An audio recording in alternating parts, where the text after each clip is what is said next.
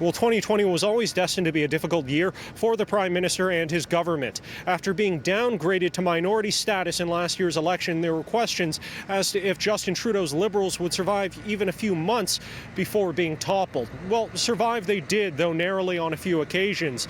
But nobody could have seen the tumultuous year that would play out here in Ottawa. The train's not stopping, the train's not stopping. The first crisis came in February. Rail blockades began popping up across the country in support of Wet'suwet'en hereditary chiefs who are taking a stand against a BC pipeline project.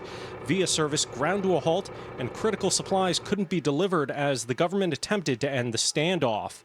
The barricades must now come down.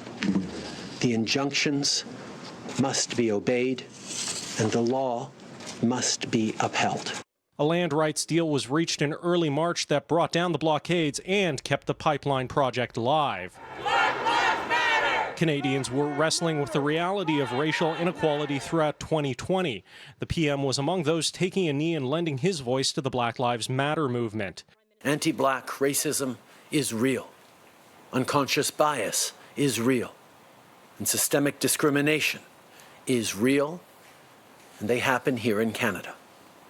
Those demonstrations came amid one of the toughest political challenges imaginable, a global pandemic. The COVID-19 crisis forcing the Liberal government to throw many of its spending plans aside and support Canadians during a lengthy and costly lockdown. Canada is in a fortunate position in that we have the fiscal firepower to act, and we will. But it was one of those support programs that nearly sent Canada spiraling towards another election. With We tapped to oversee a $900 million student grant program, an ethics investigation was launched into the Trudeau family's ties to the charity. That same scandal prompted Finance Minister Bill Morneau to step down and brought the PM under heavy scrutiny. It's so gross and disgusting that this Prime Minister keeps using the pandemic as an excuse for his corruption. Apologizing means nothing if the Prime Minister keeps on breaking the rules to help his wealthy friends.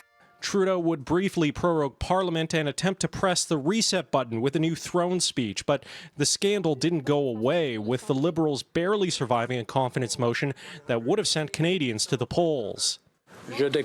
I declare the motion defeated. Well, with much of the country now battling a fierce second wave of COVID, the challenges facing Trudeau's government going into the new year are clear.